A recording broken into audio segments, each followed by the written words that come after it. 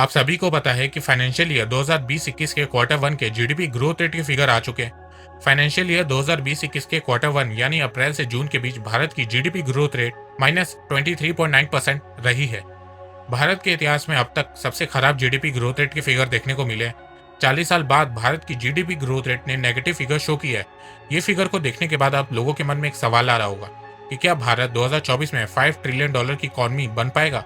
तो इसका जवाब हाँ और ना दोनों है, और ये मैं आपको वीडियो में कैलकुलेशन फैक्ट्स फिगर के थ्रू बताने की कोशिश करूंगा।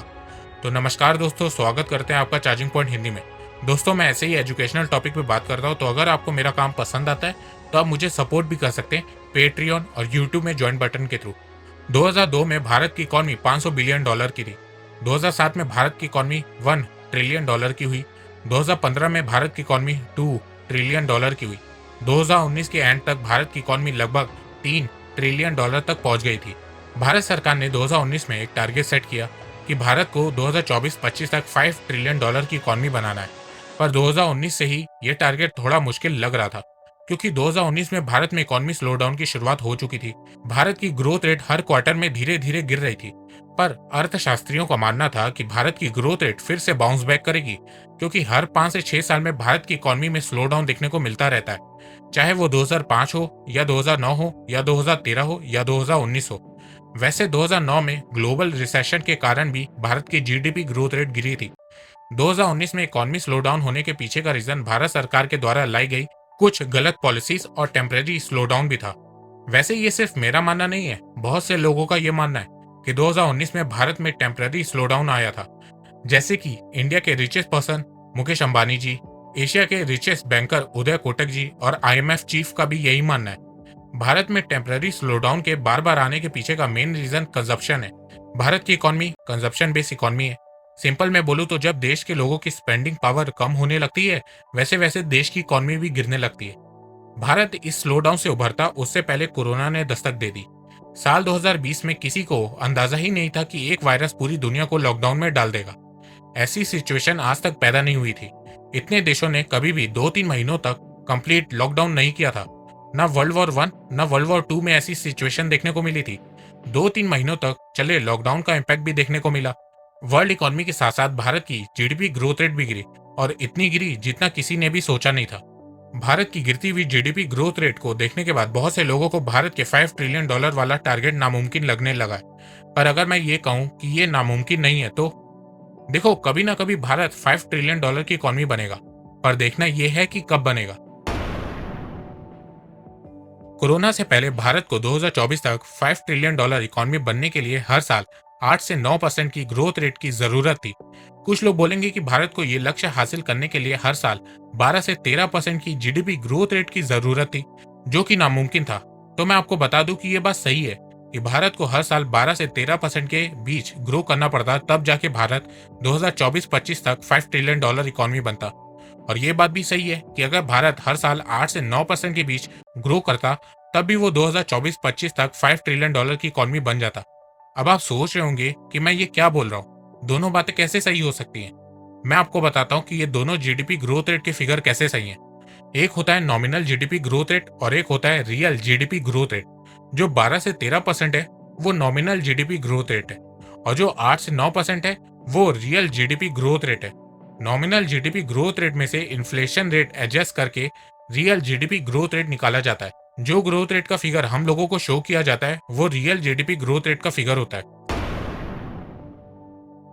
अब बात करते हैं कोरोना के बाद के हालात के बारे में। अब मैं आपको कैलकुलेशन करके बताता हूँ कि भारत को कितना टाइम लगेगा $5 ट्रिलियन इकॉनमी बनने के लिए। मान लो $1 की वैल्यू 75 रुपीज है।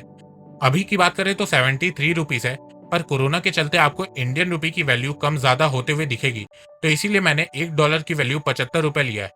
$5 ट्रिलियन को रुपी में चेंज करें तो 375 लाख करोड़ रुपीस होता है। भारत की इकॉनमी 2019 के एंड में $3 ट्रिलियन के आसपास थी, तो रुपी में कन्वर्ट करें तो ये 225 लाख करोड़ रुपीस होता है। भारत को 4 साल में 150 लाख करोड़ लगभग $2 ट्रिलियन और चाहिए $5 ट्रिलियन के टारगेट को पाने के लिए। बचे 4 साल में भारत को 1 साल तो रिसेशन से निकालने में लग जाएगा। अब बचे 3 साल, तो उसमें भारत को हर साल 16 से 17% के बीच ग्रो करना होगा नॉमिनल ग्रोथ रेट के हिसाब से। अगर 4% इन्फ्लेशन को एडजस्ट करें तो भारत को रियल ग्रोथ रेट के हिसाब से हर साल 12 से 13% के बीच ग्रो करना होगा। तब जाके भारत 2024 तक $5 ट्रिलियन की इकॉनमी बन पाएगा। अब आप लोग बोलेंगे कि ये ग्रोथ रेट हासिल करना नामुमकिन है, तो देखो कुछ नामुमकिन नहीं है। एशियंस कंट्री के पास रिकॉर्ड की बात करें तो चाइना की 2003 से 2007 तक एवरेज ग्रोथ रेट 11.7% थी और साउथ कोरिया की 1983 से 1987 के बीच एवरेज ग्रोथ रेट 11% थी। जब चाइना और साउथ कोरिया कर सकते हैं तो भारत भी ये कर सकता है। अब कैसे करना है ये भारत सरकार के ऊपर है। वैसे मैं आपको वीडियो में आगे बताऊंगा कि ये कैसे किया जा सकता है। वैसे अगर भारत 8 से 9% के बीच में हर साल ग्रो करता है तो वो 2024 की जगह 2026 तक $5 ट्रिलियन की इकॉनमी बन जाएगा। और ये मैं 2020-21 को लेके बात नहीं कर रहा हूँ। फाइनेंशियल ईयर 2020-21 तो रिसेशन को ठीक करने में ही निकल जाएगा। मैं 2021-22 से हर साल 8 से 9% की जीडीपी ग्रोथ रेट की बात कर रहा हूँ। अगर भारत सरकार को देश की ग्रोथ रेट को तेज करना है और $5 ट्रिलियन के टारगेट को जल्दी पाना है तो उसके लिए भारत सरकार को इस समय सिर्फ एम्प्लॉयमेंट में ध्यान देने की जरूरत है। कुछ लोग मेरे से बोलते हैं कि मैं अनएम्प्लॉयमेंट बेरोजगारी पे बात नहीं करता, वीडियो नहीं बनाता। तो एक बात बताओ, कितनी वीडियो बनाऊं? अनएम्प्लॉयमेंट पे हर वीक अपनी पुरानी वीडियो रीअपलोड करूं? 2019 में मैंने सरकार को बेरोजगारी पे क्रिटिसाइज किया था। अभी महीने भर पहले मैंने कांग्रेस और बीजेपी को अनएम्प्लॉयमेंट पे कंपेयर भी किया। आप वीडियो नहीं देख रहे तो इसमें मेरी गलती नहीं है। इस बार मैंने लिंक डिस्क्रिप्शन में डाल दिए, आप अनएम्प्लॉयमेंट पे वीडियो जरूर से देख लेना। बेरोजगारी को कम करने के लिए सरकार को इंफ्रास्ट्रक्चर में इन्वेस्ट करना होगा जिससे लेबर्स को काम मिल सकेगा। मैन्युफैक्चरिंग सेक्टर में इन्वेस्ट करना होगा, एमएसएमई को सपोर्ट करना होगा, एग्रीकल्चर सेक्टर को स्ट्रॉन्ग करना होगा। फॉरेन कंपनीज के लिए इजी बिजनेस पॉलिसी बनानी होगी जिससे देश में बाहर से पैसा आ सके और फॉरेन कंपनीज अपनी मैन्युफैक्चरिंग यूनिट भारत में खोल सके। कोरोना वायरस के चलते चाइना पूरी दुनिया में बदनाम हो गया है और धीरे धीरे पूरी दुनिया भर की कंपनीज चाइना से अपना मैन्युफैक्चरिंग प्लांट शिफ्ट कर रही हैं और उनके सामने भारत एक ऑप्शन है। तो जो अमेरिकन और यूरोपियन कंट्रीज चाइना से अपना मैन्युफैक्चरिंग प्लांट शिफ्ट करने जा रही हैं, उससे भारत सरकार को बात करनी चाहिए। उन्हें टैक्स रिलीफ देना चाहिए, ऑफर देना चाहिए, जिससे ज्यादा से ज्यादा कंपनीज भारत में आ सके और भारत में एम्प्लॉयमेंट जनरेट हो सके। भारत सरकार को बड़े लेवल पे लोकल प्रोडक्ट्स को प्रमोट करना स्टार्ट कर देना चाहिए और भारतीयों को एक दूसरे को लोकल प्रोडक्ट्स के बारे में बताना चालू कर देना चाहिए। साथ में भारत सरकार को मेक इन इंडिया को और फैलाना स्टार्ट कर देना चाहिए। यंग जनरेशन के लिए इजी लोन फैसिलिटीज बनानी चाहिए जिससे देश में न्यू बिजनेस ओपन हो सके और इससे भारत का इंपोर्ट बिल भी कम हो सके। देश का पैसा देश में ही रहे और देश की कंपनीज को ही फायदा पहुंचे। भारत सरकार को जितना हो सके अपने एक्सपोर्ट्स को बढ़ाना होगा। कंजप्शन बेस्ड इकोनॉमी से एक्सपोर्ट ड्रिवन इकोनॉमी बनना होगा। कंजप्शन बेस्ड इकोनॉमी से भारत उतनी तेजी से ग्रो नहीं कर सकता जितनी तेजी से एक्सपोर्ट बेस्ड इकोनॉमी से करेगा और भारत के पास बिल्कुल सही समय है एक्सपोर्ट बेस्ड इकोनॉमी बनने के लिए।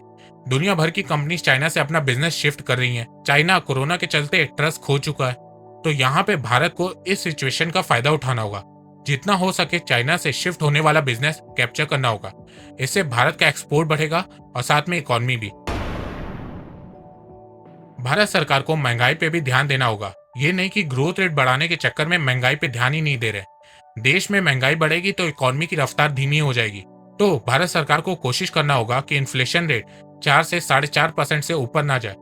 साथ में भारत सरकार को एनपीए को कंट्रोल करना होगा, लोन फैसिलिटीज की पॉलिसी को थोड़ा चेंज करना होगा, मैन्युफैक्चरिंग सेक्टर को बूस्ट करना होगा।